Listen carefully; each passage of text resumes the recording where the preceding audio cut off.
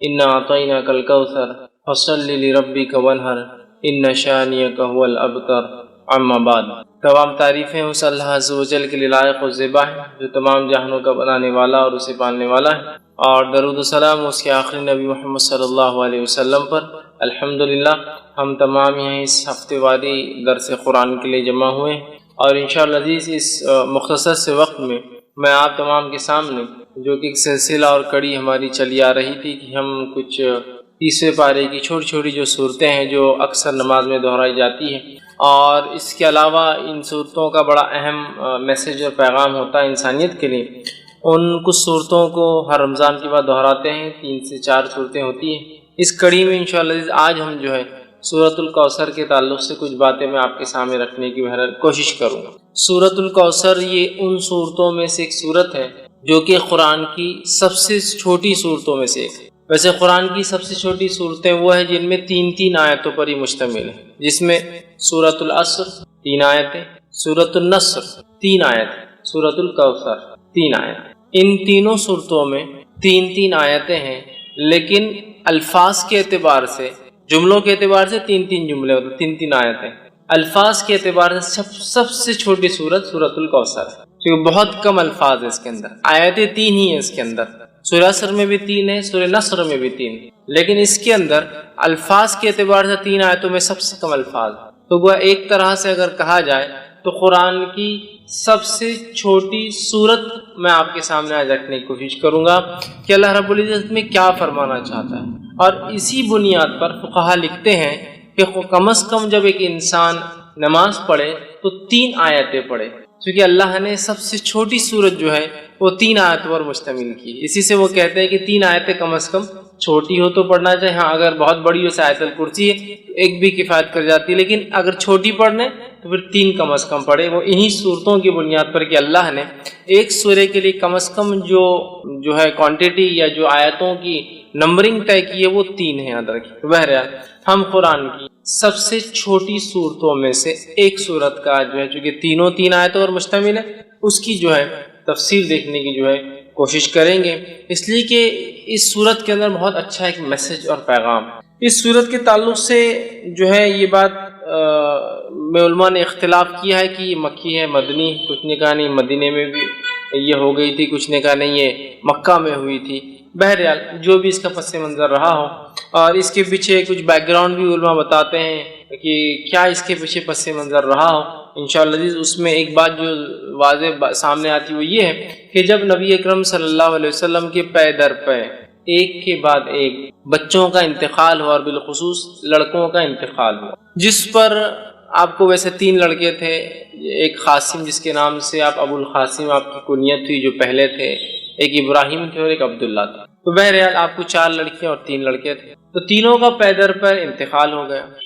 جب تینوں لڑکوں کا انتقال ہوا تو مشرکین خوشی منانے لگے، کیونکہ مشرکین، اور جیسا آج ہمارا بھی حال ہے، ایک مادہ پرست ٹوٹلی میٹریلسٹک سوسائٹی میں ہم لوگ رہتے ہیں، جس میں مادہ اور انسان کیا پزیس کرتا ہے، کیا اس کے پاس ہوتا ہے، اس سے اس کی عزت اور توقیر ہو۔ اور اسی کڑی کے اندر ایک اور چیز جو سماج کا بہت بڑا مسئلہ بھی ہے، اور وہ یہ ہے کہ لڑکوں کا ہونا اور نہیں ہونا۔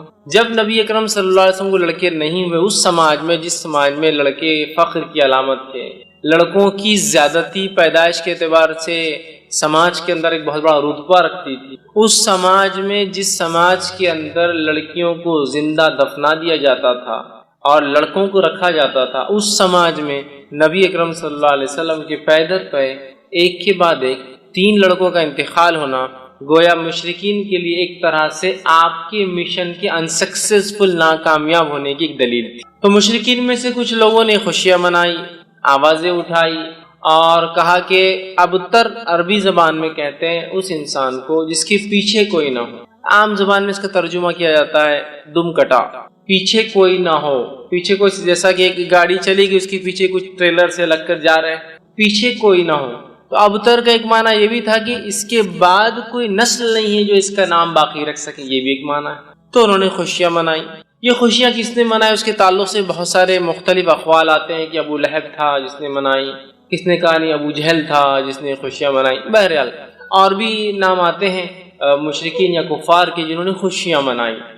تو مفسرین لکھتے ہیں کہ یہ شاید اس کی وجہ بنی کہ یہ صورت نازل ہوئی، لیکن یقینی طور سے ہم نہیں کہہ پائیں گے کیا، لیکن چونکہ سورے کا جو اینڈنگ اس انداز سے ہو رہی ہے، اس سے اندازہ یہی لگایا جا سکتا ہے کہ شاید یہی واقعہ ہوا ہو کہ آپ کے بچوں کا انتقال، اس میں بھی بہرحال اختلاف ہے کہ کس بیٹے کے انتقال پر یہ منایا گیا، لیکن بہرحال لڑکے کے انتقال پر مشرکین نے جو خوشیاں منائی، اسی کی رد میں اللہ رب العزت نے اپنے نبی کو صبر، دلاسا، ہمت افزائی کرنے کے لیے یہ سورت کو جو ہے نازل کیا۔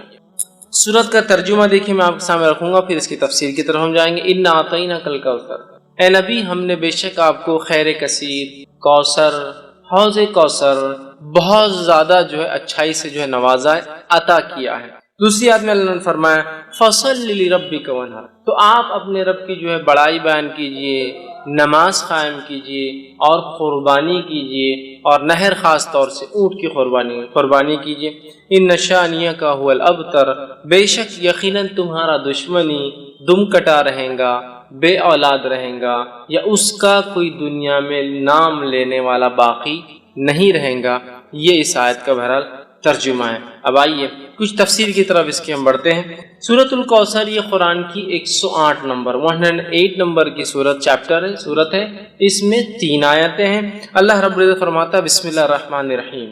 صحیح مسلم کی ایک روایت آتی ہے نبی اکرم صلی اللہ علیہ وسلم پہ یہ سورت نازل ہوئی اور آپ مسجد میں بیٹھے تھے، اسی وجہ سے میں نے کہا اختلاف ہے مکی ہے یا مدنی، کیونکہ اس صحیح مسلم کی روایت میں الفاظ ہے آپ مسجد میں بیٹھے ہوئے تھے، اور ہم جانتے ہیں مکہ میں کوئی مسجد نہیں تھی، مسجد جو ہے مدینہ میں بنی، سمجھ رہا؟ تو بہرحال اس وجہ سے علماء کا اختلاف ہے کہ مکی ہے مدنی، بہرحال جو بھی ہے صحیح مسلم کے الفاظ ہے آپ مسجد میں تشریف فرما تھے، صحابہ گھیر کر بیٹھے تھے، اور یہ معاملہ سب مدینے میں ہی ہوتا تھا، مکے میں اتنی آزادی نہیں تھی، بہرحال صحابہ گھیر کر بیٹھے تھے، اور اچانک جو ہے آپ پر غشی، وہ جو آپ کی کیفیت وہی جب نازل ہوتی طاری ہوئی، صحابہ خاموش رہے۔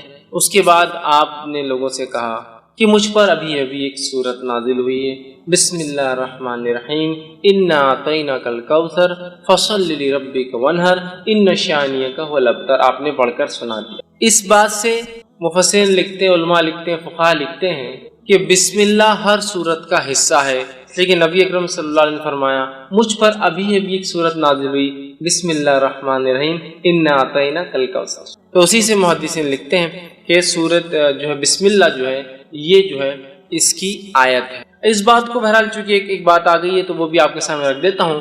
بسم اللہ کو کوئی آیت مانے یا نہ مانے، سورے کی شروعات میں، بیچ میں نہیں، جیسا کہ سورہ قصص میں بیچ میں بھی آتی ہے آیت، شروعات کے اعتبار سے کوئی اس کو آیت مانے یا نہ مانے، اس کے ماننے اور نہ ماننے سے انسان کافر نہیں ہوتا ہے۔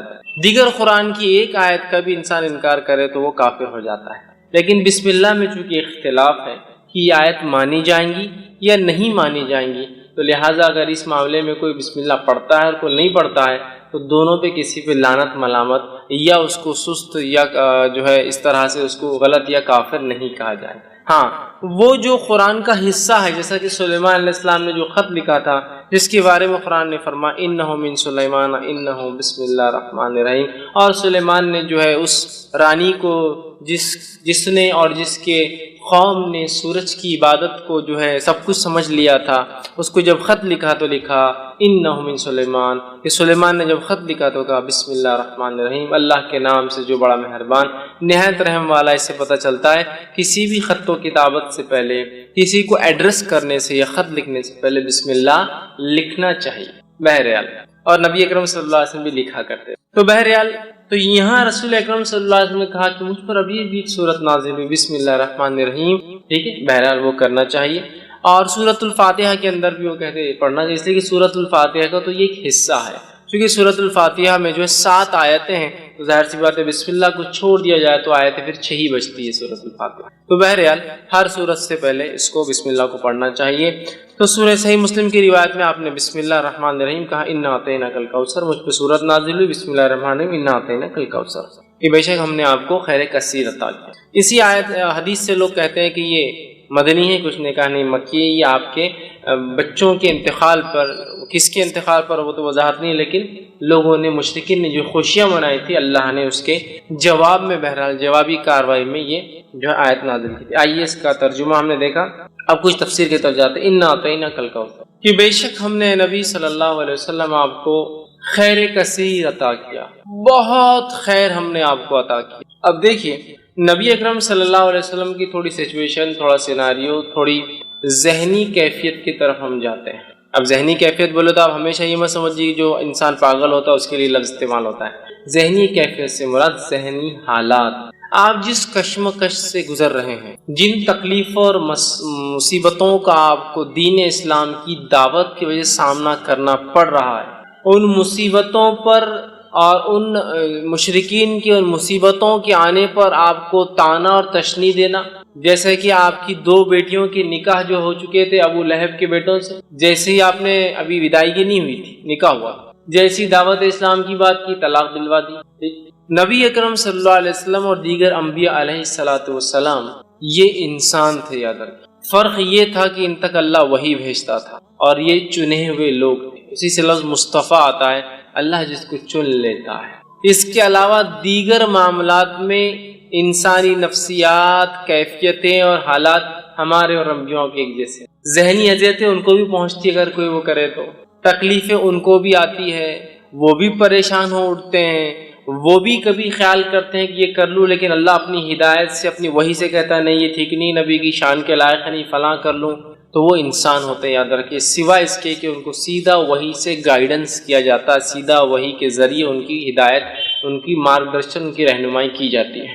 اب اندازہ لگائیے اس مشن کے اندر جہاں بیٹیوں کو طلاق دے دی جا رہی ہے، پڑوسی ابو جہل روز کچرا ڈالتا ہے اس لیے کہ دعوت کی وجہ سے، اسی طرح آپ کا سوشل بائیکاٹ کیا جا رہا ہے، سارا سماج آپ کے خلاف ہے، اس میں آپ کے بیٹوں کا انتقال ہونا، اور ایک ایسے سماج میں جس سماج میں بیٹے ہی سب کچھ ہے، عزت اور بڑائی اور پتہ نہیں کیا کیا تھے، لڑکوں کا ہونا بہت اربوں کے نزدیک، بہت اربوں کے نزدیک کیا، آج میں کہوں گا ساری دنیا کا معاملہ وہی، لڑکوں کا ہونا اور لڑکیوں کا ہونا، اس سے آپ فرق پتہ چل سکتے، ایک شخص کا چہرہ اگر آپ کو کالا دکھ جائے، بہت ہی پریشان حال دکھ جائے تو ایک اندازہ ہو جاتا ہے، اور ہسپتال سے نکل رہا ہے شاید لڑکی پیدا ہوئی، ایک شخص خوش اور خرم نظر آ رہا ہے اور بہت وہ خوش ہو رہا ہے اور کوئی بانٹ رہا ہے تو آپ کا اندازہ ہو جاتا ہے اس کو لڑکا پیدا، بیٹا پیدا ہوا ہوں گا، تبھی اتنی خوشیاں منائی جا رہی ہیں۔ تو ہر سماج کا آج ہم دیکھتے یہی حال ہے، ٹھیک۔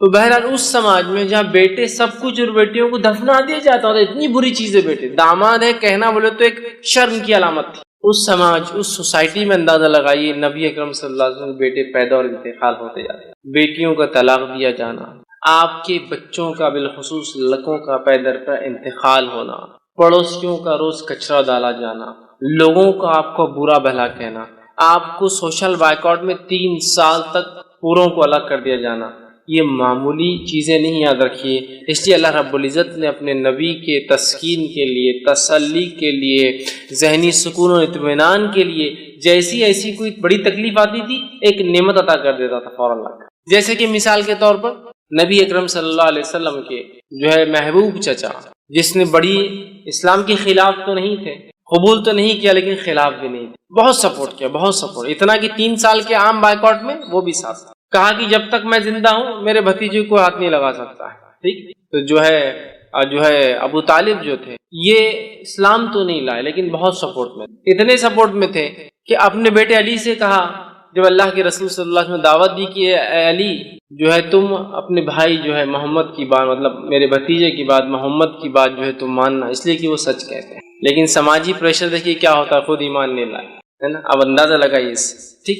تو جو ہے تکلیف دی جا رہی تھی اس زمانے میں، اس ستم میں انہوں نے آپ کی مدد کی، یہ انتقال کر جاتے ہیں، مشرکین جو ہے خوش ہوتے ہیں۔ اور یہ بات بھی یاد رکھیے بلال رضی اللہ عنہ ایک طرف ہے، اور جو ہے سمیہ رضی اللہ عنہا کو جو شہید کیا جا رہا ہے نا، اور کئی خاندانوں کو جو غلام تھے اور کمزور تھے مالی اعتبار سے، تکلیف جن میں لڑکوں کی، مردوں کی کمی تھی، جو عربوں میں طریقہ دبا دیا جاتا تھا، تکلیف دی جا رہی تھی، اسی سماج، اسی سوسائٹی کے اندر جو ہے ابو طالب کا نبی اکرم صلی اللہ علیہ وسلم کو مدد کرنا یہ بہت بڑی بات تھی، بہت بڑا سپورٹ تھا یہ، اور اتنا بڑا سپورٹ تھا کہ ان تمام کو تکلیف دی جا رہی تھی لیکن رسول اکرم صلی اللہ علیہ وسلم کی طرف کوئی آنکھ بھی ایک عام زبان میں اٹھا کر نہیں، مطلب جو تکلیفیں دوسروں کو پہنچ رہی تھی اس کے مقابلے میں آنکھ بھی اٹھا کر نہیں دیکھ رہا تھا۔ کیوں؟ اس لیے کہ سب کو پتا تھا کہ ابو طالب لیڈر ہے، ایمان تو نہیں لائے ہے، محمد صلی اللہ علیہ وسلم کے دین پر تو نہیں ہے، لیکن پورا سپورٹ ہے، ہاتھ تو نہیں لگا سکتے محمد صلی اللہ علیہ وسلم. یہی وجہ تھی کہ ہاتھ نہیں لگایا.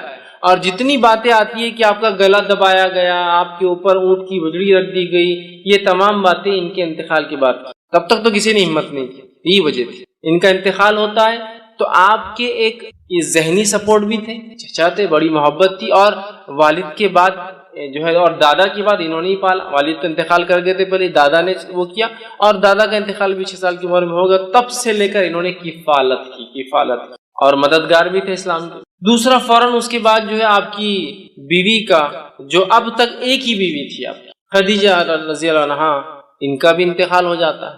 آپ بڑے غمزدہ اور مایوس ہوتے. ایک طرح سے آپ جو ہے پریشان ہیں. ایک طرف چچا کا سپورٹ جو دین کے لیے مفید تھے، ایک طرف بیوی کا سپورٹ جو گھر سے ایمان والی تھی اور مدد کرتی. پہلی ایمان والی یاد رکھی، پہلے ایمان لانے والوں میں یہی شامل. فرسٹ جو کسی نے اسلام لایا وہ ایک عورت تھی. پہلا جو اسلام کے لیے شہادت دی وہ بھی ایک عورت تھی، یاد رکھی. بہرحال تو پہلی تھی. آپ غمزدہ ہوئے، اللہ نے آپ کو معراج کا سفر کرا دیا. معراج اسی وقت ہوئی نا، دونوں کے انتقال کے بعد معراج ہوئی. سفر کرا دیا تاکہ وہ جو غم اور وہ ذہنی تکلیف تھی ہٹ گئی. جب غائب کے معاملات آپ دیکھ کر آ گئے تو اللہ ایسے ہی کرتا ہے. اب دیکھیے نبی کو تکلیف دی جا رہی ہے، بیٹے کا انتقال ہو گیا، لوگ مذاق اڑا رہے. ایک آیت آ رہی ہے، ایک سورت آ رہی ہے، غم کی کوئی ضرورت نہیں. یہ کہہ رہے ہیں کہ تمہارا لڑکا انتقال کر گیا، تمہارا بیٹا مر گیا، کوئی مسئلہ نہیں. نہ آتا ہی نہ کل کوثر، ہم نے تم کو خیر کثیر عطا کر دیا نا. کیوں تم غم کر رہے ہو چھوٹی موٹی چیزوں پہ دنیا میں جو کھو رہی ہے تم سے؟ خیر کثیر عطا کر دیا، بہت زیادہ خیر ہم نے آپ کو اے نبی نواز دیا. یہ کسی بھی شکل میں ہو سکتا ہے، دنیا کی نعمتوں کی شکل میں.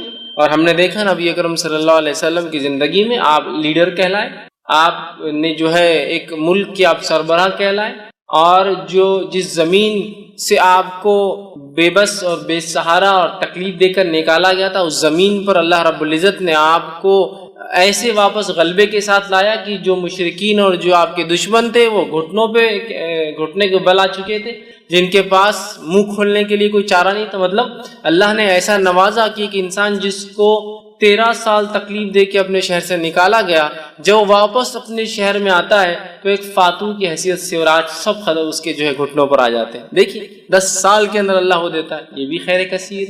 اسی طرح جو ہے دنیا کی نعمتوں کے اعتبار سے جس شخص کو یا جس دین کے لیے قدم رکھنا ممکن نہیں تھا مکہ شہر میں، آج اس دین کی ایک اپنی سلطنت، ایک حکومت اللہ نے آپ کی زندگی میں بنا دی. یہ خیر کثیر ہے. اسی طرح دیگر بہت ساری نعمتیں جو نبی اکرم صلی اللہ علیہ وسلم کو جسمانی اعتبار سے، صحت کے اعتبار سے، بیویوں کے اعتبار سے، اولاد میں لڑکیوں کے اعتبار سے دی گئی، اور صحابہ کے اعتبار سے جو ساتھی اور دوست دیے گئے، یہ بھی خیر کثیر اس میں شامل ہے. تو کہا ان آتا ہی نہ کل کوثر. آپ ایک اپنے بیٹے کے انتقال پہ جو لوگ خوشیاں منا رہے ہیں، آپ غمزدہ کیوں ہوتے ہیں نبی؟ ہم نے تو آپ کو خیر کثیر عطا کر دیا، بہت کثرت سے خیر عطا کیا. اس کا ایک معنی یہ بھی آتا ہے جو مفسرین لیتے ہیں، ہم نے آپ کو حوض کوثر عطا کیا. حوض کوثر کیا ہے؟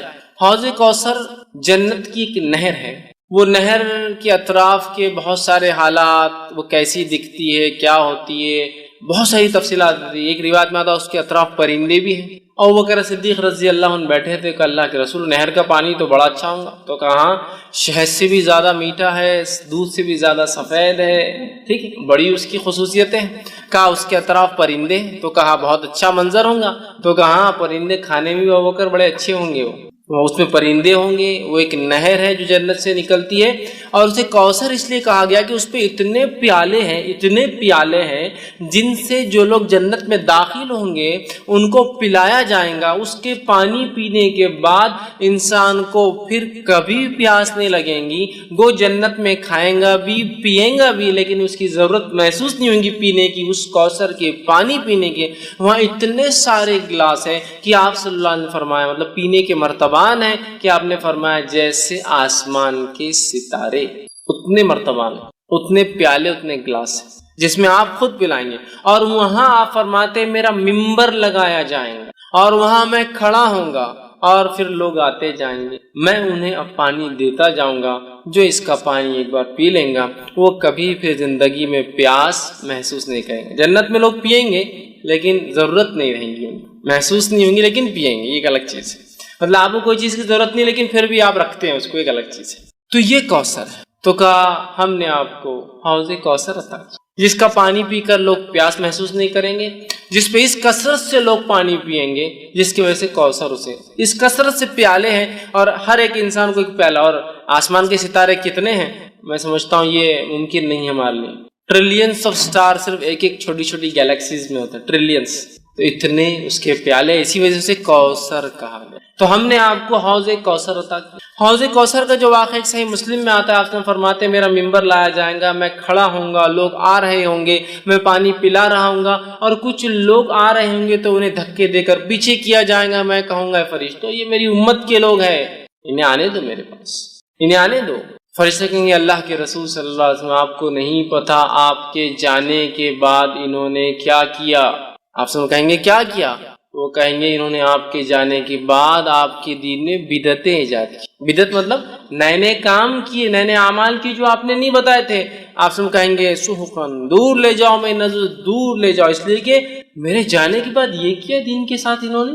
تو بدعتی لوگ اس حوض کوثر پہ سے پانی نہیں پی پائیں۔ اس سے ایک مسئلہ یہ بھی نکلتا ہے نبی اکرم صلی اللہ علیہ وسلم کو امت کے اعمال کا پتہ نہیں ہے، اسی لیے آپ کو کہا جائے گا آپ کو پتہ نہیں کیا کیا گیا۔ لیکن یہاں لوگ ایک چیز لاتے نہیں، نبی اکرم صلی اللہ علیہ وسلم یہ تو پتہ ہوگا کہ میری امتی ہے نا، تو یاد رکھیے یہ تو آپ کو بتایا جائے گا، اور ہر امت پہچانی جائیں گی۔ کچھ روایتوں میں آتا ہر کسی کے پیچھے جھنڈے ہوں گے، فلیگز ہوں گے جس سے پہچانے جائیں گے کون ہے۔ یہ تو کوئی ناممکن بات نہیں کہ اللہ کے رسول پہچان لیں گے، تمام انبیاء پہچان لیں گے اپنی امت کو، ہر امت ایک جھنڈے تلے ہوں گی، فلیگز ہوں گے ان کے، وہ کیسے واللہ عالم پہچانے جائیں گے، سمجھ رہا؟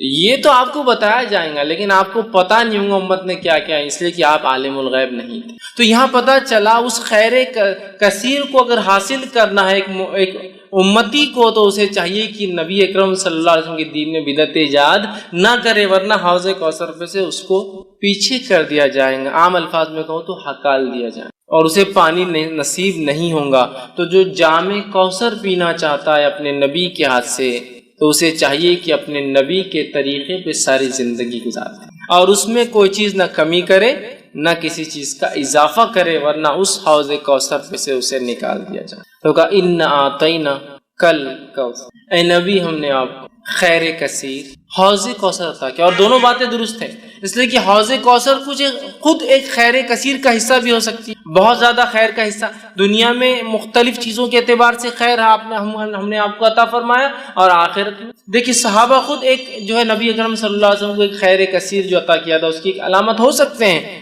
کہ عیسیٰ علیہ السلام کے حوارین کی تعداد 11 یا 12 آتی ہے۔ آپ سے خود فرماتے ہیں کچھ انبیاء ایسے ہیں جو روز قیامت جو اکیلے آ جائیں گے، ایک بھی فالوور، ایک بھی ماننے والا نہیں، کچھ کے پیچھے 2 ہوں گے، 1 ہوں گے، کچھ کے پیچھے 2 ہوں گے، کچھ کے پاس 80 ہوں گے، بس اتنے ہوں گے۔ اور میں دیکھوں گا بنی اسرائیل بہت تعداد ہے موسیٰ علیہ السلام کی امت، اور میں امید کرتا ہوں کہ میری قوم اس سے زیادہ ہو۔ اور پھر آگے آپ نے فرمایا کہ تم جو ہے اولادیں پیدا کرو، اس لیے کہ میں اس روز جو ہے تمہاری تعداد پر فخر کروں گا۔ سمجھ رہے ہیں بات؟ تو آپ دیکھیے، تو یہاں انبیاء کے حالات دیکھیے کہ ایک بھی نہیں، 1 ہے، 2 ہے، 30 40 50 100 80 ہے نا۔ بنی اسرائیل سیکنڈ ٹو امت محمدیہ ہونے والی، نیکسٹ ہوں گی، اس لیے آپ نے کہا امید ہے میری امت جو ہے سب سے زیادہ ہوں گی، بنی اسرائیل کو بھی پیچھے چھوڑ دیں گے میرے امت، اتنے تعداد کے اعتبار سے زیادہ ہوں۔ تو دیکھیے صحابہ کی تعداد دیکھیے، کچھ انبیاء کو تو ایک بھی نہیں ملا ہے صحابی، اللہ کے رسول صلی اللہ علیہ وسلم کو ایسے صحابہ ساتھی کو کہتے ہیں، یاد رکھیے اصحاب جو ہے ساتھی کو کہتے ہیں عربی زبان میں، ٹھیک، تلامید اسٹوڈنٹ نہیں تھے یہ، ساتھی، اور ساتھی جنرلی کیلیبر کا ہوتا ہے بہت، اسی لیے اس کو اصحاب کہا جاتا ہے۔ ٹیچر اور اسٹوڈنٹ کو کبھی بھی ساتھی نہیں کہیں گے آپ، 2 اسٹوڈنٹس کو ساتھی کہا جاتا ہے۔ یہاں دیکھیے اصحاب کہا گیا اس لیے کہ اللہ نے ان کو تیار کیا گیا ہے، اللہ نے تیار کیا تھا، اور اللہ نے خود قرآن میں بیان کیا کہ صحابہ کی مثال توریت اور انجیل میں بھی اللہ نے دی تھی۔ تو گویا صحابہ بھی چوزن پیپل تھے، سلیکٹڈ پیپل تھے، چنے ہوئے لوگ تھے، بہرحال تو یہ بھی خیر کثیر تھے۔ تو بہت ساری باتیں، لیکن خیر کثیر سے مراد کچھ بھی خیر جو اللہ نے دیا، اور حوض کوثر بھی ہو سکتا ہے، چونکہ حوض کوثر بھی خیر کثیر کی ایک ایگزامپل یا مثال یہ یاد رکھیں۔ چلیے ہم آگے بڑھتے ہیں۔ اللہ نے فرمایا انا اعطیناک الکوثر، اے نبی ہم نے آپ کو خیر کثیر عطا کیا، کوثر عطا کیا، حوض کوثر عطا کیا، فصل لربک وانحر، تو آپ کیا کیجئے، نماز قائم کیجئے، آپ کیا کیجئے، جو ہے رب کے لیے جو ہے نماز پڑھیے، بڑائی بیان کیجئے، نماز قائم کیجئے، وانحر، اور کیا کیجیے اس کے ساتھ؟ قربانی کیجیے۔ نہر کہتے ہیں اونٹ کی قربانی۔ تو آپ جو ہے نماز قائم کریں اور قربانی نبی جو ہے اللہ کے لیے دیتے رہیں۔ گویا اس سے ایک بات پتہ چل رہی وہ یہ ہے کہ ایک آیت میں تو کہا ہم نے آپ کو خیر کثیر عطا کیا، خیر کثیر عطا کرنے کے بعد دوسری آیت کیا بول رہی کہ آپ نماز پڑھیے اور قربانی دیجیے۔ اس سے ایک بات پتہ چلتی ہے کہ نماز قائم کرنا اور قربانی دینا یہ ایک طرح سے شکرانہ ہوتا ہے جو اللہ مختلف نعمتیں ہمیں عطا کرتا ہے۔ اس لیے کہ دیکھیے یہاں بالکل واضح طور سے کہا گیا کہ آپ نماز قائم کیجیے اور کیا کیجیے اس کے ساتھ جو ہے قربانی دیجیے۔ مطلب نماز قائم، پہلے تو کہا خیر کثیر دیا، فوراً کہا نماز قائم کیجیے اور قربانی، مطلب گویا نماز اور قربانی ایک طرح سے شکرانہ ہوتا ہے کسی عمل کے بدلے یا کسی چیز کے بدلے جو اللہ ہمیں جو ہے عطا کرتا ہے۔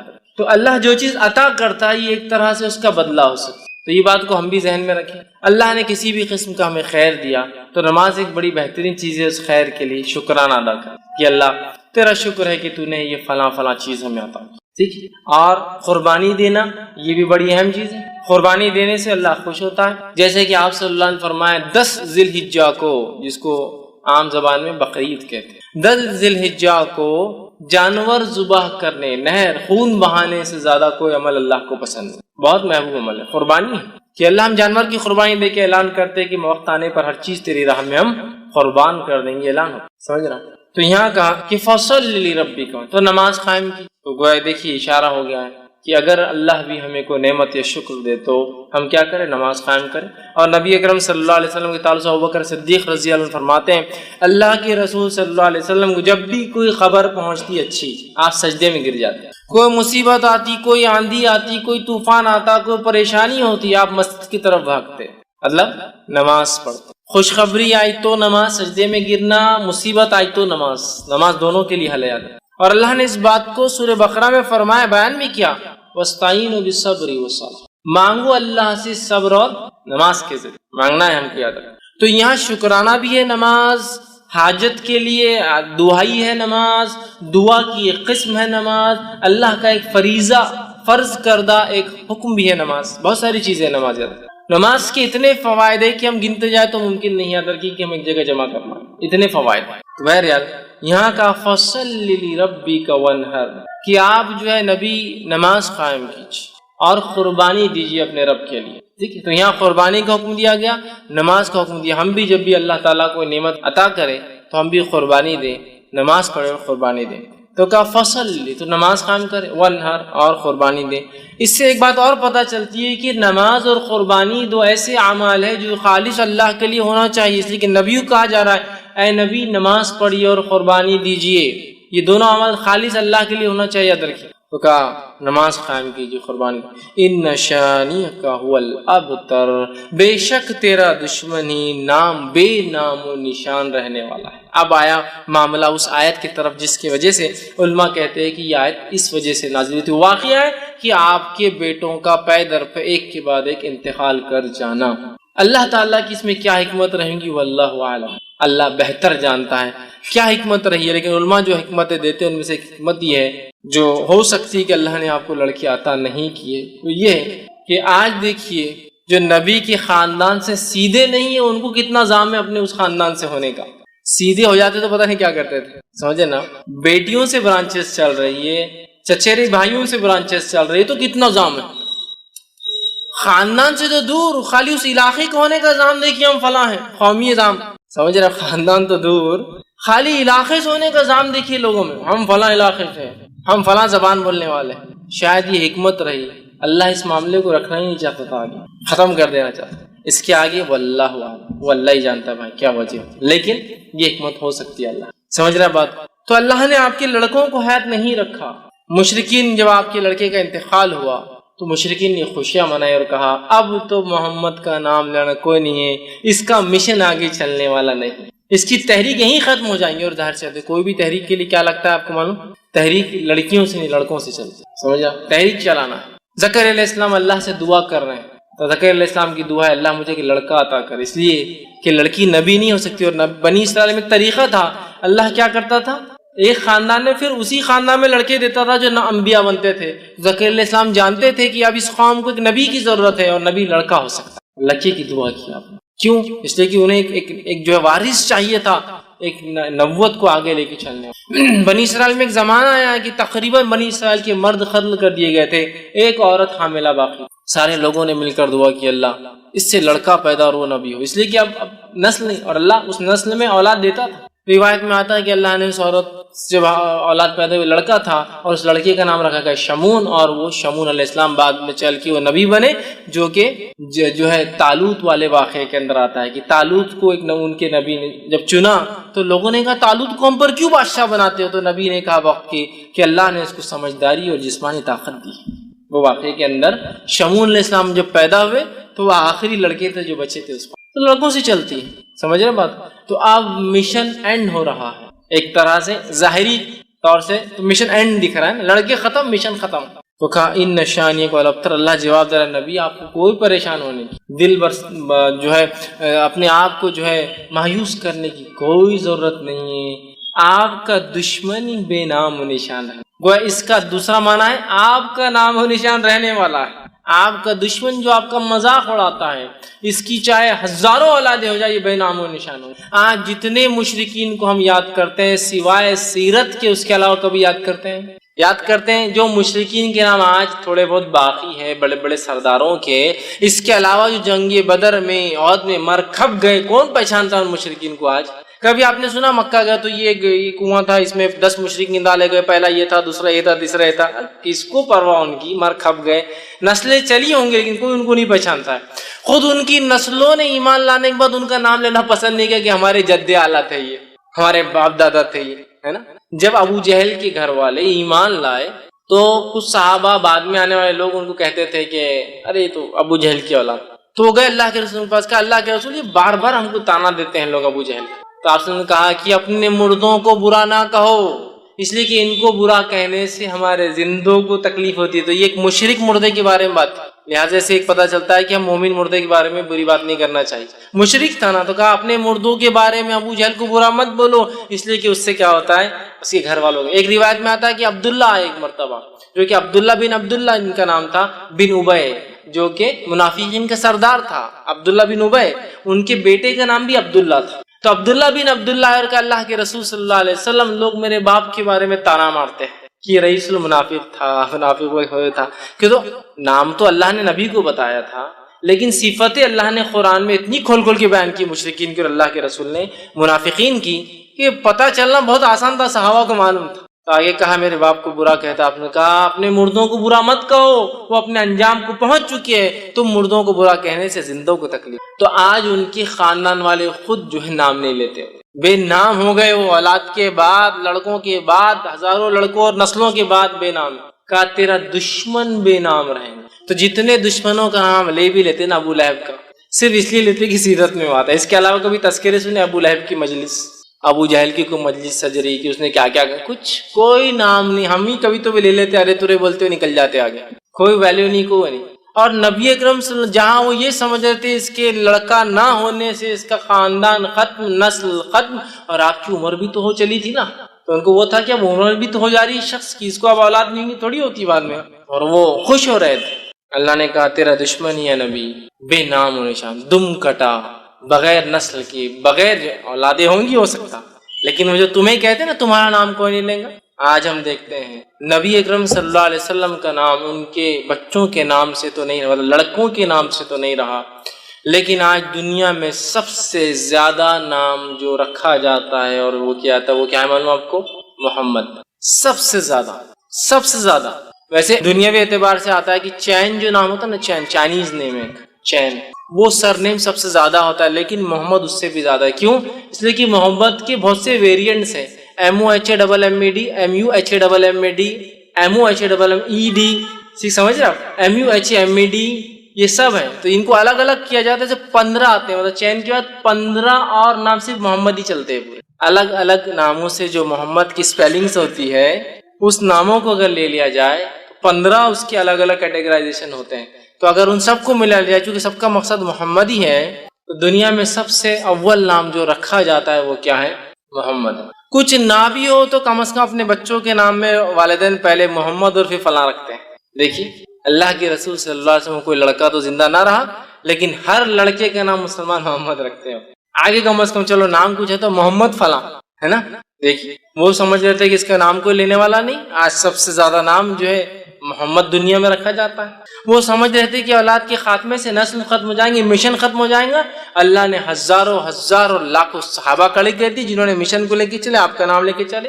ساری دنیا کے اندر درس و تدریس شروع ہے. یہاں ایک درس ابھی ختم ہو رہا ہے تو وہاں کہیں چالو ہو رہا ہے, وہاں ختم ہو رہا تو وہاں چالو ہو رہا ہے, وہاں ختم ہو رہا تو وہاں چالو ہو رہا ہے, کہیں ختم ہوا تو ہم نے چالو کیا, یہاں سے وہ ہو رہا ہے. ساری دنیا میں سیرت بیان کی جا رہی ہے, قرآن کی تفسیر ہو رہی ہے. اللہ کے رسول صلی اللہ علیہ وسلم کا نام اس میں پھر آ رہا ہے, دشمن کا نام تو غائب ہے. اسی طرح کوئی درس و تدریس نہ بھی ہو تو اذانوں کا سلسلہ ساری دنیا میں کنٹینیوس چل رہا ہے, چین میں چل رہا ہے. سب سے پہلے صبح جاپان میں ہوتی ہے. جاپان میں فجر کی اذانیں شروع ہوگی صبح سے پہلے. جاپان سے معاملہ ہوا ملیشیا, انڈونیشیا, معاملہ چل رہا ہے برما, ویتنام, کمبوڈیا, بنگلہ دیش, ہندوستان, پاکستان, افغانستان, ایران, عراق, سیریا. پھر اس کے بعد آپ چلتے جائیے پورے یورپین کنٹریز, اس کے بعد یو کے, یو ایس. ابھی یو ایس میں ختم ہوا فجر کا معاملہ تو ادھر عشاء کا معاملہ پھر جاپان میں چالو ہوگا. معاملہ دن پلٹ گیا, پھر ہی چالو ہوگی. تو ایک گھڑی ایسی نہیں ہے جب محمد صلی اللہ علیہ وسلم کا نام لیا نہیں جا رہا ہے. اذانوں میں لیا جا رہا ہے, درس و تدریس میں لیا جا رہا ہے, کتابوں کی شکل میں پڑھ کے لوگ نام لے رہے ہیں, لوگوں کو ابھارا جا رہا ہے, مثالیں دی جا رہی ہے. مسلم لے رہا ہے, غیر مسلم لے رہا ہے, اچھائی سے لے رہا ہے, برائی سے لے رہا ہے, نام لیکن چل رہا ہے. دشمن کو تو کوئی پوچھنے والا اور پہچاننے والا بھی نہیں سوائے ہم کے ہمارے کہ کبھی کبھار سیرت میں ہم بول دیتے ہیں فلاں کٹر منافق تھا, کٹر مشرک تھا. تو گویا انہوں نے سمجھا اولاد کا لڑکوں کو ہونا نسلوں کو باقی رکھنے کی وجہ اللہ نے بغیر لڑکے کی بھی نبی کا نام قیامت تک باقی. ان نشانیہ کا ولبتر, تیرا دشمن بے نام و نشان. اور ہو گیا دشمن بے نام و نشان. نبی کا نام لینے والے تو کروڑوں لوگ ہیں, بلینز میں لوگ ہیں جو نام کچھ نہیں تو اپنے بچوں کی نام کی شکل میں نام لے رہے ہیں. درس و تدریس ہے اور اذانیں دی جا رہی جس میں وہ نام آ رہا ہے, تو یہ بے نام. اب اس میں ایک بہت امپورٹنٹ پوائنٹ جو نکل رہا ہے وہ کیا ہے, وہ بھی تھوڑا دیکھیں. بہت امپورٹنٹ پوائنٹ وہ کیا ہے. نبی کو ان کے لڑکوں کے انتقال پر مشرکین نے ستایا, بات صحیح ہے. اس پر اللہ نے آیت نازل کی, بات صحیح. گویا نبی خود اپنے لیے ایک لڑکا پیدا نہیں کر سکتے تھے. بہت امپورٹنٹ پوائنٹ ہے. یعنی اب اس کی یہاں کیا ضرورت ہے, بہت ضرورت ہے اس کی. آج ہم لوگ جب اولاد نہیں ہوتی ہے تو پتہ نہیں کہاں اولادیں مانگ رہے ہیں. جس سے بھی مانگتے ہو وہ امتی ہے, نبی تو نہیں ہے. جس سے ہی مانگتے ہو, ابراہیم علیہ السلام ہے 80 سال کے ہو گئے اولاد پیدا نہیں کر سکتے. زکریا علیہ السلام کے بال سفید ہو گئے اولاد پیدا نہیں کر سکتے. محمد صلی اللہ علیہ وسلم کو 3 لڑکے ہوئے, تینوں کو بچا نہیں سکے. بہت عبرت ہے اس واقعے. تو جب نبی اپنے لیے لڑکے پیدا, اور ظاہر سی بات ہے آپ سب نے بعد میں بھی کہا ہوا, آپ کو تیسرے کے بعد چوتھا کوئی لڑکا تو ہوا نہیں. تو نبی اپنے لیے کوئی لڑکا پیدا نہیں کر سکے. پیدا کرنا تو بہت دور کی بات ہے. جب نبی اکرم صلی اللہ علیہ وسلم کے بیٹے کا انتقال ہوا تھا, آپ مسجد نبوی میں تھے. روایت میں آتا ہے کہ لے کر آئے اور آپ کے بیٹے عبداللہ ہچکیاں لے رہے, مطلب موت کے قریب ہے. اور روایت میں کہ آپ کبھی عبداللہ کو دیکھتے اور کبھی آسمان کی طرف دیکھتے. گو ایک طرح سے گزارش ہے, التجا, اللہ یہ میرا لڑکا ہے. لوگ مجھے ویسے ہی 2 لڑکوں سے بہت تانے دیتے آ رہے ہیں. اب یہ میرا, اور امید بھی نہیں آگے مجھے اولاد ہوں گی, کیونکہ آپ کو بیویاں تو بہت تھی لیکن اولادیں کہاں ہوئی آپ کو دوسرے بیویوں سے. حضرت خدیجہ کے اولادیں کہاں ہیں آپ کو, صرف یہ 3 کا ہے. سمجھ رہے آپ بات, لڑکیاں تھیں تو آپ کو اولادیں بھی نہیں دیگر بیویوں سے اتنے ازواج سے, تو آپ کو لگ رہا ہے کہ وہ اولاد نہیں ہوں گی. اللہ اس کا کیا ہوگا. آسمان کو دیکھتے اور اسی حالت میں عبداللہ نے جو ہے ہچکیاں لے کے دم توڑ دیا. تو اپنے بیٹے کو بچا نہیں سکتے. پیدا کرنا زندگی سے دور کی, اور اللہ ہم پر رحم کرے. پتہ نہیں کون ہمارے پاس اولادیں دے سکتا ہے. چوائس کی اولادیں بھی دے سکتا ہے. لڑکا چاہیے, لڑکی چاہیے, 2 لڑکے چاہیے, 3 لڑکے چاہیے, سب چوائس. جس سے مانگا جا رہا ہے امتی ہے, جس امت کا نبی خود اپنے نفس کے لیے لڑکا پیدا نہ کر سکا, لڑکے مر رہے تو بچا نہ سکا. جس کتاب نے, قرآن نے ابراہیم علیہ السلام و زکریا کے تعلق سے کہا کہ گڑا رہے اپنے رب سے کہ اللہ میرا مشن آگے کیسے چلے گا, لڑکا نہیں ہوں گا. تو کیا کوئی امتی اولاد دے سکتا ہے؟ بتائیے, دے سکتا ہے؟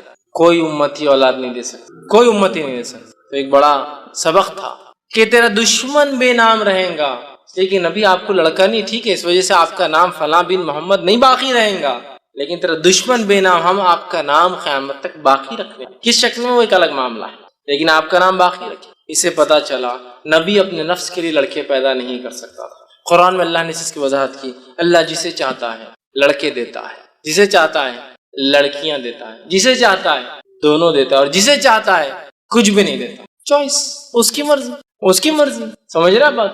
تو یہ بڑا میسج تھا اس میں۔ پھر دشمن بے نام رہیں گا، آپ کو اولاد نہیں، لڑکا نہیں ہے، نبی یہ خوش ہو رہے ہیں، آپ گھبرائے مت، آپ کا نام باقی رکھیں گے۔ گویا نبی اپنے نفس کے لیے لڑکا پیدا نہیں کر سکتے، تو رہا امتی لڑکے اور بچے دے رہے ہیں۔ کتنے بد لوگوں نے پتہ نہیں آستانے اور در بنا دیے، جہاں جا کر فلاں عمل کر لیے تو لڑکے بھی پیدا ہوتے، چوائس کے نہیں، بھائی ہم کو تو 4 لڑکے لڑکی چاہیے تو چوائس سے لڑکی بھی لے لیجیے آپ۔ سبحان اللہ، تھوڑی تو عقل لڑاؤ، قرآن سے دوری کا یہ نتیجہ ہے۔ انبیاء اپنے لیے نہیں پیدا کر سکتے جو چیز، کون ہے جو امت میں سے وہ چیز دے سکے جو اللہ کے سب سے چہیتے اپنے نفس کے لیے پیدا نہیں کر سکتے، وہ انبیاء ہے نا۔ تو اسٹرانگ میسج ہے اس کا۔ اس صورت کے اندر اللہ رب العزت نے اپنے نبی کو دلاسا دیا اور کہا آپ کا دشمن بے نام اور نشان رہے گا، آپ کا نام قیام تک باقی رہے گا۔ آئیے اس صورت کی پھر ایک بار مختصر ترجمہ رکھ کے ہم بات کی خاتمے کی طرف چلیں۔ اللہ نے فرمایا انا اعطیناک الکوثر، اے نبی ہم نے آپ کو خیر کثیر، حوض کوثر اور جو ہے بہت سارا خیر عطا فرمایا۔ فصل لربک وانحر، تو آپ نماز قائم کیجیے، اللہ کا ذکر کیجیے اور قربانی دیجیے، نہر کیجیے، اونٹ قربان کیجیے۔ اونٹ کو قربان کرنے کے خاص طریقے کو نہر کہتے ہیں، نہر کریے۔ ان شانیک والابتر، جو دشمن یہ سمجھتا ہے کہ آپ کو بیٹا نہ ہونے سے نسل ختم ہو گئی، وہ دشمن کو بے نام و نشان دم کٹا بغیر کسی نام کا رکھیں گے، اور آپ کا نام ہے نبی ہم ہمیشہ کے لیے باقی رکھیں گے۔ اور یہ بھی خیر کثیر کا حصہ ہے کہ نبی کا بیٹا نہ ہونے کے باوجود بھی آپ کا نام لیا جا رہا ہے، لیا جائیں گا، لیا جاتا رہا ہے۔ تو بہرحال یہ اس صورت کا بہرحال کچھ میسج تھا۔ ہمیں چاہیے کہ ہم جو ہے اللہ کا شکر ادا کرے جو بھی نعمت اللہ نے دی ہے، اس کے لیے نماز اور ہم قربانی کر سکتے ہیں، اور اولاد ہونا یا نہ ہونا، لڑکے ہونا نہ ہونا، یہ اللہ کی طرف سے ہے۔ ہم کبھی شرک نہ کریں ان تمام کاموں کے لیے، اور نہ ہی نماز میں اور نہ ہی قربانیوں میں ایسا کوئی کام کریں جس سے اللہ ناراض ہوتا ہے یا جس سے اللہ کی ناراضگی حاصل ہوتی ہے۔ تو یہ تھوڑی سی بہرحال بات تھی۔ اور دیکھیے یہ صورت کتنی مختصر، صرف 3 آیتوں پر مشتمل تھی، کتنے بہترین پیغام لیے ہوئے تھے اپنے اندر۔ تو پورا قرآن جو ہم کھول کر پڑھیں گے کتنی ساری باتیں ہمارے سامنے آئیں گی۔ بہت سارے لوگ ہوتے ہیں انٹرنیٹ پر جب یہ ویڈیو جاتے ہیں بہت گالیاں لکھتے ہیں، بہت گالیاں بکتے ہیں، ٹھیک، لیکن ہم ان گالیوں کو برائی کے انداز میں لیتے ہیں، ہم اچھائی کے انداز میں لیتے ہیں کہ میرے بھائی کو علم نہیں ہے، لیکن کم از کم یہ خوشی ہوتی کہ سن تو رہیں۔ کبھی آج نہیں کل بات سمجھ میں آ جائے، کلک ہو جائے، اور بات تو صحیح ہے کہ انبیاءوں کو اولاد نہیں تھی، کیسے کوئی انسان جو امتی ہوگا جس کا کوئی مقام اور کوئی حیثیت نبی کے سامنے دھول کے برابر بھی نہیں، کیسے وہ دے سکتا ہے؟ تھوڑا غور تو کرے انسان۔ اولاد دینا زندگی دینے کے برابر ہے، اولاد دینا زندگی دینا۔ جو خود مر چکے ہیں وہ کیا زندگی دوسروں کو دے سکتے؟ جس کے پاس جو ہوتا ہے وہی مانگا جاتا ہے میرے بھائی۔ جو خود اپنے نفس کو نہیں، اگر کوئی اولاد دے سکتا تو اپنی آپ کو رینیو کرا سکتا تھا نا، زندگی نہیں کرا سکا۔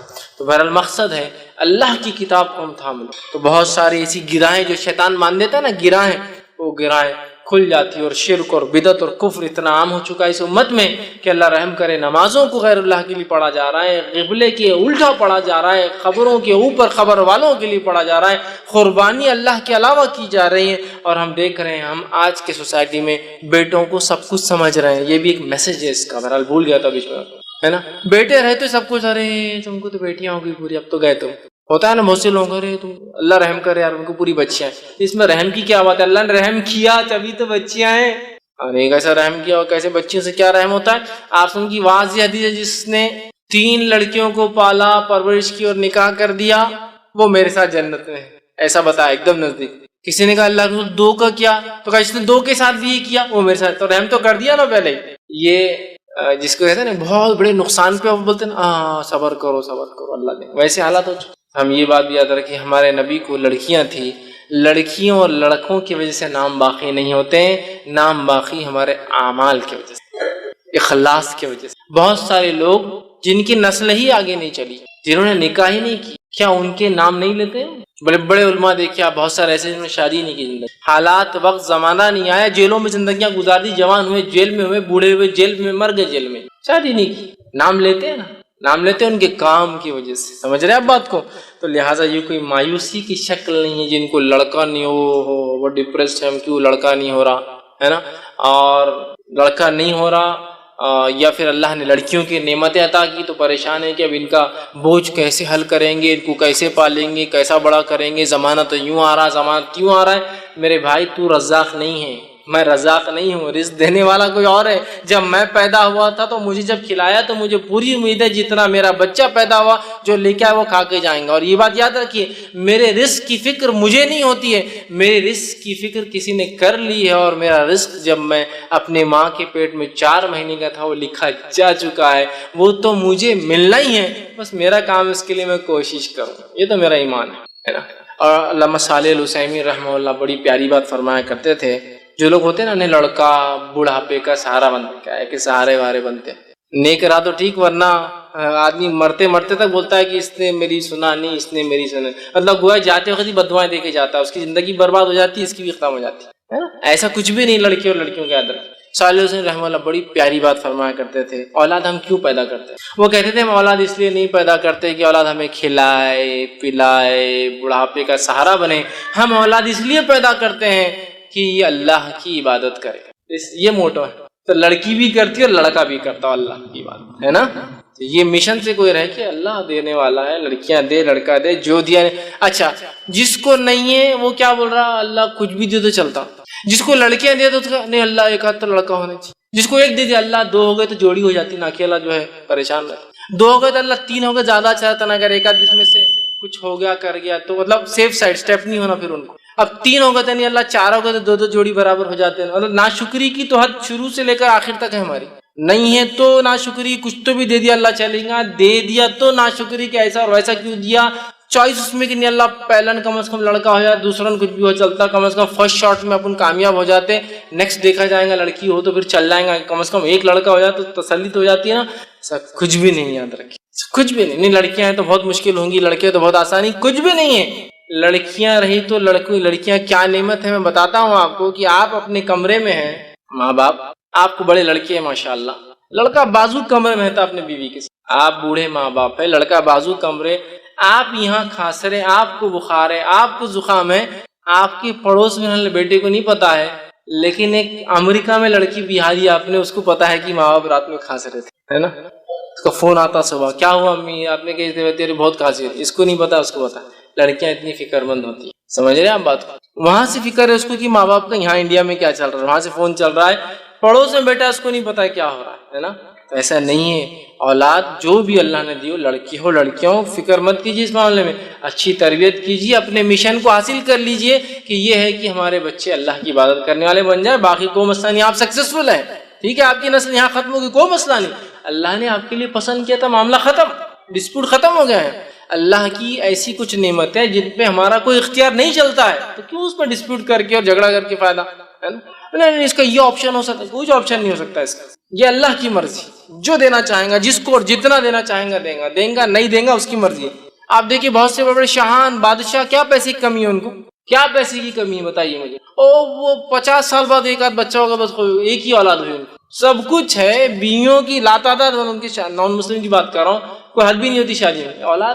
جاپان کا جو کنگ ہے اس کو اولاد ہی نہیں، پریشان کتنی شادیاں کر لی اب تک، ایک اولاد ہوئی تو پورا جاپان خوش ہو رہا تھا، 50 سال کا ہو گیا تو اولاد ہوئی، کوئی تو وائرس ملا، سمجھ تو پیسہ ہے۔ دیکھیے اب ہم سوچ رہے ہیں رزق کی کمی نہ ہو جائے، دیکھیے ہاں مال دولت ہے، اولاد یہ اللہ کی نعمت ہے، اللہ جس کو دینا چاہتا ہے دیتا ہے، نہ دینا چاہے نہیں دیتا ہے۔ نبی اکرم صلی اللہ علیہ وسلم خود اللہ نے لڑکے نہیں دیے، تو لڑکے ہونا نہیں ہونا یہ نعمت مطلب اچھائی برائی دونوں چیز کی ہوتی ہے، لیکن کوئی بھی انسان لڑکیوں کی پیدائش پہ غم نہ منائے، برا نہ سمجھے، اس لیے کہ خود نبی اکرم صلی اللہ علیہ وسلم کو اللہ نے لڑکے نہیں دیے۔ اگر لڑکے کا ہونا ہی خیر کی اور اچھائی کی علامت ہو تو اللہ اپنے نبی کو کبھی بھی اس خیر سے محروم نہیں کرتا تھا، سمجھے۔ بہرحال خیر یہ چند باتیں تھی جو اس سورت کا میسج تھا، ہمیں چاہیے کہ ان چیزوں کو لے قرآن کا مطالعہ کرے تاکہ بہت ساری باتیں کھلتی ہے، شیطان جو گرہ باندھ دیتا ہے، دور کرتا ہے ہدایت سے، وہ بھی ہم راستے پر آتے ہیں اور صحیح چیز کو ہم سمجھ پاتے ہیں۔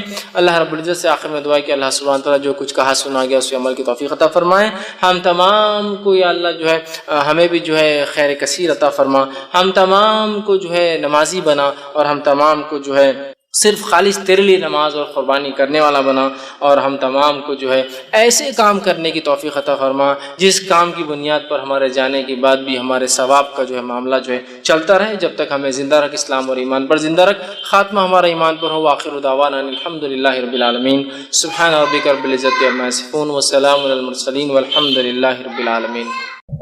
بسم اللہ الرحمن الرحیم، الحمد للہ رب العالمین، والصلاة والسلام علی خاتم النبیین والمرسلین۔ رب اشرح لی صدری ویسر لی امری واحلل عقدۃ من لسانی یفقہوا قولی۔ تو اس میں قربانی کون سے موقع پہ کرنا چاہیے اور کون سے جانوروں کی کرنا چاہیے، اس کی وضاحت کی۔ بھائی نے ایک سوال کیا کہ قربانی کون سے موقع پہ کر سکتے ہیں اور کون سی جانوروں کی کر سکتے ہیں۔ دیکھیے قربانی جو ہے یہ خاص لفظ ہے، ذبیحہ ایک لفظ ہے جو ہم عام ذبح کرتے ہیں، کوئی بھی جانور جو ہم کھانے پینے کے لیے استعمال کرتے ہیں۔ قربانی خاص لفظ ہے جو اللہ کا قرب حاصل کرنے کے لیے انسان جس جانور کو ذبح کرتا ہے اس کو قربانی کہتے ہیں۔ ذبیحہ تو ہم روز کرتے ہیں، کھانے پینے کے لیے کرتے ہیں۔ بھائی کا سوال ہے قربانی کب کی جا سکتی ہے۔ ایک تو قربانی کی جا سکتی ہے عید کے لیے، بقرعید کے لیے، جو کہ 4 دن ہوتی ہے، یوم النحر 10 ذی الحجہ، اور اس کے بعد ایام تشریق 3 دن ہوتے ہیں، اس کے بعد تو گویا 10 ذی الحجہ، 11 ذی الحجہ، 12 ذی الحجہ، 13 ذی الحجہ، یہ 4 دن۔ اس کے علاوہ انسان نظر مانا وہ قربانی کر سکتا ہے، مثال کے طور پہ منت جس کو بولتے ہیں کہ اللہ فلاں ہوں تو فلاں کو، جیسا اس صحابی نے ایک منت مانگی تھی نظر کہ فلاں جگہ وہ قربانی کریں گے، وہ صحیح مسلم کی روایت ہے، تو منت یا نظر کی قربانی کی جا سکتی۔ اسی طرح شکرانے میں بھی قربانی کی جا سکتی کہ اللہ کوئی نعمت عطا کر دے، ٹھیک، شکرانے میں وہ کرتے، جیسے کہ اولاد کی نعمت اللہ نے عطا کی تو عقیقہ کیا جاتا ہے، یہ شکرانے کے طور پر ہے، ٹھیک ہے، کہ ایک نعمت اللہ نے دی اور ہم اس کو جو ہے ذبح کر رہے ہیں، تو شکرانے کے طور پر ہو سکتا ہے۔ عقیقے کا معاملہ ہو سکتا ہے، عقیقے میں یہ بہرحال یہ واجب ہے، کرنا چاہیے، تو شکرانے کے لیے ہو سکتا ہے، عقیقے کے لیے تو عید کے لیے آپ کر سکتے ہیں، اسی طرح نظر کے لیے آپ کر سکتے ہیں، عقیقے کے لیے آپ کر سکتے ہیں، شکرانے میں آپ جو ہے قربانی یہ بہرحال کر سکتے ہیں۔ اس کے لیے ضروری شرائط وہ ہے کہ اللہ کے نام سے ہو، نیت بھی اللہ کے لیے ہو، اور ایسی جگہ ہو جائے کفر و شرک نہ ہوتا، ورنہ لوگ سمجھیں گے آپ بھی اس میں شامل۔ آپ کن جانوروں کی آپ قربانی کر سکتے ہیں؟ تو قربانی کے لیے خاص طور سے جو اللہ کے قرب حاصل کرنے کی جو قربانی میں ہم جانور کرتے ہیں، وہ 4 قسم کے جانوروں کی 8 ہو جائیں گے، جوڑے ملا کر 8 ہو جائیں گے، ٹھیک، اونٹ اور اونٹنی 2 ہو گئے سمجھ لیجئے، گائے اور بیل یہ 2 ہو گئے سمجھ لیجیے 4 ہو گئے، اس کی طرح بکرا اور بکری یہ 2 ہو گئے 6 ہو گئے، اور مینڈا اور مینڈی یہ 2 ہو گئے 8۔ تو گئے 4 قسم کے جانور جو 8 ہو جاتے ہیں، ان کے مذکر اور مؤنث ملا کر ان کی قربانی کی جاتی ہے۔ جانور ذبح کر کے کھانا کون سے جانور ہے؟ تو حلال بہت جانور ہے، حلال بہت سارے جانور ہیں، اس کے علاوہ بھی بہت سارے جانور حلال ہے، لیکن حلال ہونا الگ چیز ہے قربانی کے لیے، اس لیے میں نے پہلے فرق کیا، قربانی اللہ کے قرب حاصل کرنے کے لیے ہوتی ہے، تو خاص قربانی جو 4 دن ہم کرتے ہیں اس میں تو یہ 4 جانور ذبح۔ حلال کے اعتبار سے آپ بھینس کھانا چاہے کھائیے، حلال ہے، آپ ہرن کھانا چاہیے اگر آپ کے علاقے میں آپ کو اجازت ہو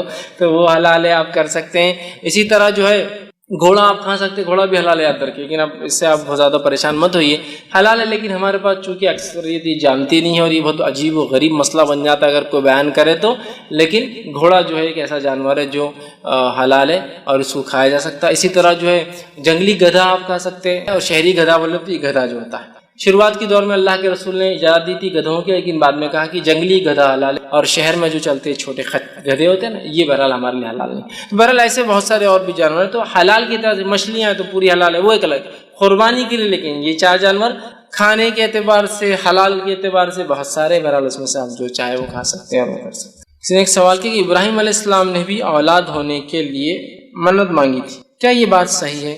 اگر کوئی انسان اولاد ہونے کے لیے منت کر سکتے ہیں کیا؟ دیکھیے ابراہیم علیہ السلام نے اولاد ہونے کے لیے کوئی منت مانگی تھی ایسا تو میں نے کبھی نہ حدیث میں پڑھا نہ قرآن نے اس کے بارے میں تفصیلات دی۔ منت مطلب نظر کہ اللہ اگر مجھے اولاد دے دے تو میں یہ کروں گا، ایسی کوئی وضاحت تو حدیث میں بھی نہیں آتی اور ایسی کوئی وضاحت نہیں۔ ہاں دعا کی تھی آپ نے جب دوسرا نکاح کیا تو کہا ربی حب لی من الصالحین، چونکہ امید ہو گئی کہ شاید اس بیوی سے اولاد ہو کہ اللہ مجھے نیک اولاد عطا فرما، تو ابراہیم علیہ السلام نے تو کوئی منت مراد نہیں مانگی، یا جس کو نظر کہتے ہیں۔ تو رہا سوال کیا اولاد کے لیے نظر مانگی جا سکتی ہے، منت مانگی جا سکتی ہے؟ ہاں بالکل، اولاد کے لیے کوئی نظر مانگ سکتا ہے، لیکن یہ پسندیدہ عمل نہیں ہے۔ آپ صلی اللہ علیہ وسلم نے فرمایا اللہ تعالی نظر کے ذریعے، منت کے ذریعے، کنجوس جو پیسے نہیں خرچ کرتا پیسے خرچ کرواتا ہے، جو آدمی عبادت نہیں کرتا اسے عبادت کروا لیتا ہے۔ سمجھ رہے بات؟ نظر مانگے تو پورا کرنا واجب ہے، لیکن نظر مانگنا بذات خود پسند نہیں کیا گیا، اللہ کے رسول نے پسند نہیں کیا. اس کہا کہ کنجوس جو خرچ نہیں کرتا نا، اللہ نظر کے ذریعے خرچ کرا لیتا اس، اور جو عبادتیں نہیں کرتا اللہ نظر کے ذریعے کرا لیتا اس. لیکن نظر مانگے تو پورا کرنا واجب ہے، یہ بات یاد رکھیے. لیکن نظر مانگنا اپنی ذات سے خود کوئی پسندیدہ عمل نہیں کہ آپ نے بہت پسند کیا کہ مانگ. سمجھ رہے آپ دونوں میں فرق؟